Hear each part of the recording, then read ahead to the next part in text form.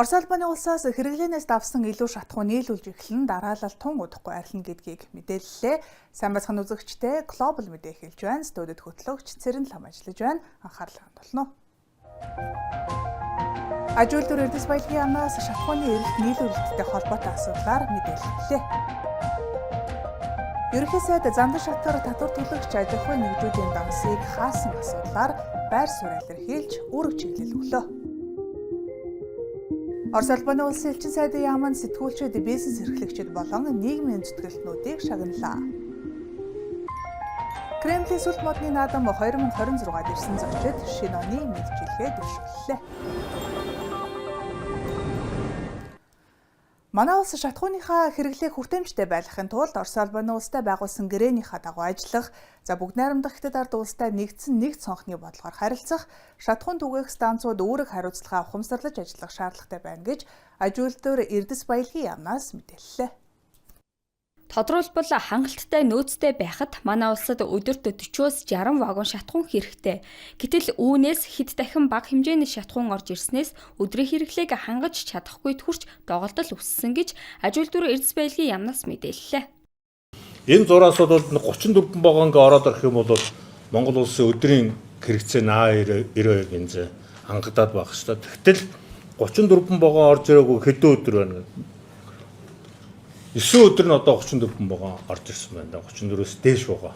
За бусад өнөөдөр 23 чинь 13 өдөр нь А92 бензин байна.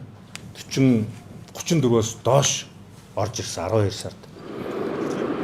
Тухайлбал 8-ны өдөр 3 вагон, 14-нд 13, 18-нд 1 вагон шатхуун орж ирж нөөц бүрдүүлэх хэмжээнд хүрэхгүй байснаас өдөрт орж ирж буй бүтээгдэхүүнийг шууд худалдаанд гаргаж байжээ. Орос улбаны улс ямар ч тохиолдолд тасралтгүй шатхуунаар хангана гэж амладаг. Энэ сард захиалсан нийт шатхууны 60 хүрэхгүй хувь нь орж иржээ. Он дуустал үлдсэн хувиа татан авч байж шатхууны дутагдал үүсэхгүй байх боломж бүрдэнэ гэлээ. Тэгэхээр бид нар бол шаардлагатай нөөц нэмэгдэл одоо авах эднэрийг бол Орос улбаны улсад байн хургуулж байна. Одоо үнэхээр одоо бас бид нэр Орос улбаны улсын дотоод иргэд оролцож чадахгүй. Одоо дээр нь одоо бас Ангарскийн Орос нефтийн одоо Ангарск үйлдвэрээс ер нь дэд бүтээгдэхүүн ханаг 70-80% авдаг учраас энэ мэн одоо бас ачааллаа дийлэхгүй байх шиг байна. Тэгм учраас одоо 1 вагон, 3 вагон, 13 вагон ингээд 40 вагоноос 34 вагоноос доош одоо бидэрт нийлүүлж байна. Хэдхэн хоногийн өмнө Оросын талын холбогдох албаныхан манай улсад альчлаад буцсан. Энэ улсалтаас хойш нийлүүлэлт эрс нэмэгдэж өдөрт 60-аас дээш вагон бүтээгдэхүүн орж ирдэг болжээ. Манай улс сар бүр захиалгаа шинжилж өгдөг бөгөөд 1 сард 83600 тонн АИ92 авто бензин хэрэглэдэг байна. Улсын хэмжээнд шатхуун импортлох тусгай зөвшөөрлөлтөд 178 аж ахуйн нэгж, бөөний үйл ажиллагаа эрхлэх 192 аж ахуйн нэгж, жижиглэнгийн худалдаа эрхлэх 194 аж ахуйн нэгж байна. Гэвч тэдгээрийн 10 хүрэхгүй нь Орос улбаны улсаас импорт хийдэг. Мөн бүгд найрамдах Хятад ард улстай ч мөн адил нэг цонхны бодлогоор харьцах шаардлагатайг анхаарууллаа. Түүнчлэн он гартал газрын төсний бүтээгдэхүүнд үнийн өөрчлөлт гарахгүй доктортой байна гэлээ. Засгийн газрын өнөөдөр ээлжид хуралдаанаар татварын багц хуулийн төслийг хэлэлцээд улсын хуралд өргөн мэдүүлэхээр тогтжээ. Энэ үеэр ерөнхий сайд Зандан шатар олон мянган татвар төлөгч аж ахуйн нэгжийн дансыг хаасан асуудлаар байр суурь илэрхийлж үүрэг чиглэл өгсөн байна. Татвар төлөгчдийн дансыг шууд хааж албадлах хэрэгэлдэг байдлыг халж зөвлөн туслах чиглэл шилжнэ. 20-30 мянган жижиг татвар төлөгчдийн дансыг хаалаа гэдэг нэг шалтай төлөвлөж байгаа юм байхгүй гэж цагтаамдаг. Яагаад ингэ юмыг дандаа хэтрүүлж мушгиж 20-30 мянгаар хаагаал энэ альшгүй санаатай ингэж нийгмийн бүхэмдийг төвлөх гэсэн ажиллагаа юм даа нарын. 100-аад том татвар төлөгчдөр чинь танаа том татварын нийт татварын чиглэлийн дийлэх хэмжээ нь байл шүү дээ. Яагаад энэ нагдуултын өр актив өрнөдрөө ялгаж салгадаггүй? Яагаад шүүхэн шийдвэр гүүгээр хүний өмч хөрөнгө талдаад байдгийг гэдэг асуудал хүртэл яригдаад шүү дээ. Тэгээд дансын нагаа ичхэр чинь тэргүй яаж татвар бодлох юм? Татварын маргаан таслах зүйл нь өөр шигтэй ажилдаг. Ийм нэг 90 сар бол механизм бий болох хэрэгтэй. Үргэлжлүүлэн өнөөдөр болсон онцлог үйл явдлын мэдээллийг цөөн хормын мэдээгээр хүргье.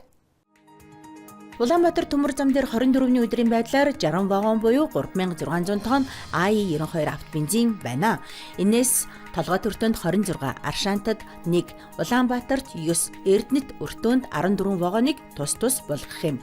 Мөн буух өртөөдийг чиглэн замд 26 вагон явж байна. Энэ сард нийтдээ 52,000 гаруй тонн АИ-92, 1000 орчим тонн АИ-95 автобензин, 150,000 орчим тонн дизель түлш, 7,000 орчим тонн онгоцны түлш тус импортлоод байна гэж аж үйлдвэр Эрдэс баялагын яамнаас мэдээллээ.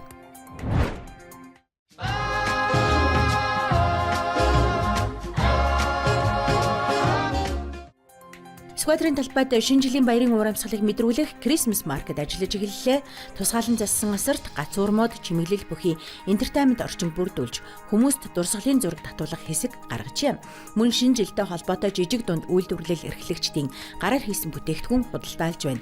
Түүнчлэн өдөр бүр 18-аас 19 цагийн хооронд урлагийн тоглолттой халуун уух зүйлс түргэн хоолтой Christmas market өдөр бүр 11-аас 21 цагийн хооронд ажиллаж байна. Хүү хамтлаг шинэ оныг монголчуудтайгаа тэр дундаа нийслэлийн иргэдтэй хамт угтана. Тодорхойлбол 31-нд төв талбайд болох Улаанбаатарын мөнгөн шөнө 2025 тоглолтод тус хамтлаг бүрэн бүрэлдэхүүнээрээ оролцох юм. Хүү хамтлаг нь манай улсаас анхудаа Billboard чартыг тэргүүлж ЮНЕСКОгийн энх тайвны элч цолыг хүртэж дэлхийд танигдсан юм. Интерполийн улаан булант зар мэдээгээр олон улсад 90 сурвалжлагдаж байсан. Оросын холбооны улсын иргэнийг алтан булаг олон улсын авто замын шалган нэвтрүүлэх хөлийн бомтод хуйглан хүргэж харьяалах улсынх нь хууль хяналтын байгууллагад шилжүүлжээ.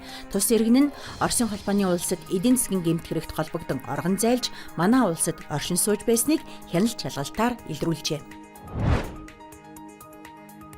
Ардын жүжигчин Их хотын амар төвшин дөөрийн Оскар гэгддэг Opera Star International Opera Awards 2025-аас шилдэг баритон шагналыг хүртлээ. 2010 оноос олгож эхэлсэн уг шагналыг тэрээр анх 2020 онд хүртсэн бөгөөд 2023 онд Берлин хотноо дахин гардсан юм. Харин энэ удаад 3 дахь удаага хүртэхдээ Италийн Ром хотын дөөрийн театрын тайзнаа гардан авч гала тоглолтод оролцжээ. Улаануд хотын нийтийн тээврийн үйлчилгээ дунд оврын 30 шинэ автобусаар шинжилэлт хийжээ.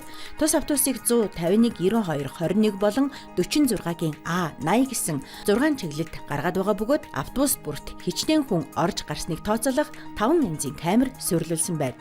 Үүгээр нийтийн тээврийн ачаалал болоод хүртээмжид хяналт тавих боломжтой болно гэж хотын удирдлагууд үзсэн байна. Хот эх жил дахин 93 автобус шинээр авахар төлөвлөжээ.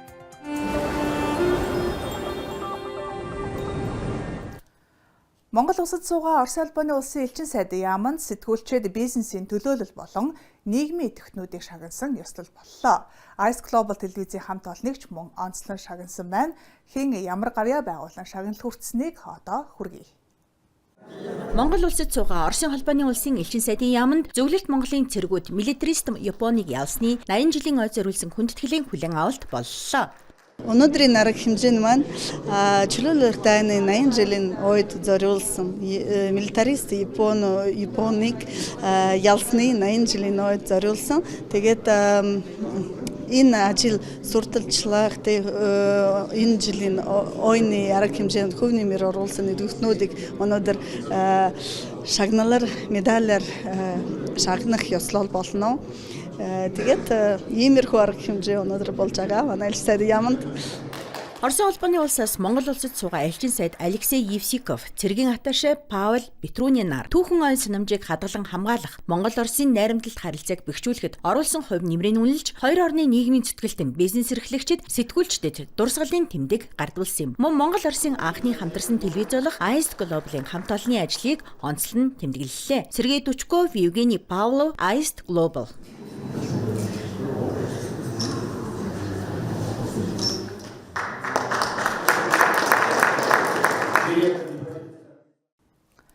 Саяхан Улаанбаатар дахь Оросын шинжлэх ухааны соёлын төвд Кремлийн сүл модны наадам 2026 арга хэмжээ олсон. Тус зэнгүүнд өвлийн өвгөн болон олон хүүхэд багчууд эцэг эхийн хамтаар хүрэлцэн ирсэн бөгөөд энэ үеэр тэд Ice Global телевизээр дамжуулан Монголын арт түмэн болон ах トゥ төрөл садан амт нөхөддөө зориулж шинэ оны мэдчилгээ дэвшүүллээ.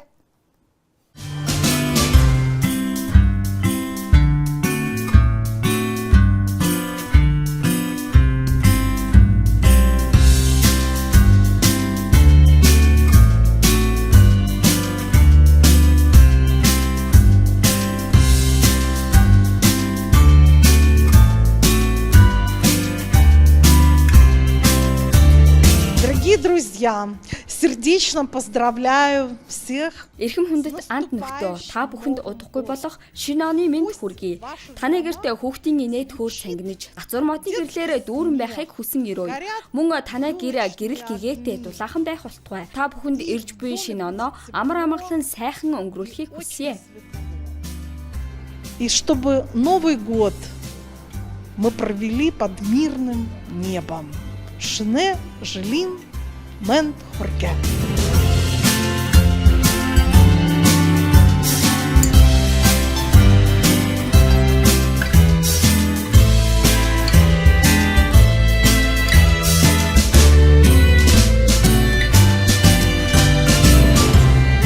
Монголчуудаа үзэгч хүүхэд багчуудаа бүгдэнд нь шинэ оны баярын мэндийг хүргье.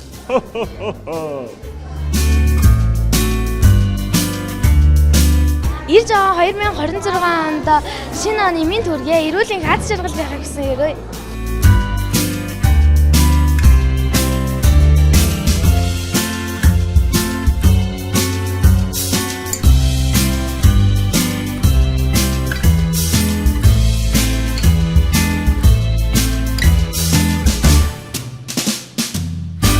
Сасан шилхэг бочигнаа Отны харан зугаалаа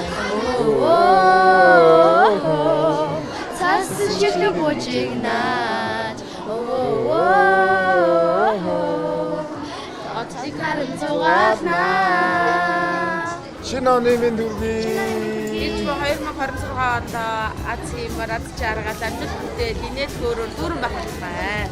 Snowing Godom. Snowing God. Snowing God.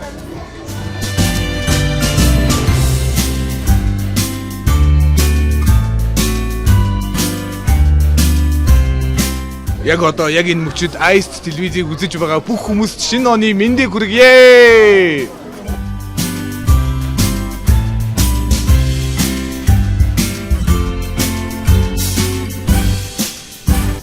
Энэ гайхалтай өдөр та бүхэндээ шинэ оны шинэ жилийн гал халуун баярын мэндийг хүргье. Ирэх жилдээ эрүүл их аз жаргалтай сайхан байгаарэ. Шинэ оны мэнд хүргье.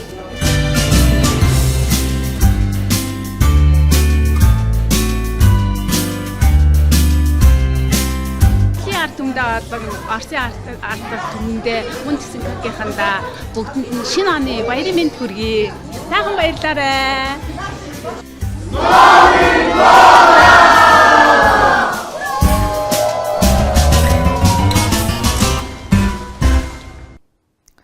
Эрхэм үзэгчдээ та бүхэн Global Media 5 гарагийн дугаараа хүргэлээ. Анхаарал хандуулан хамт байсан баярлалаа. Баяртай.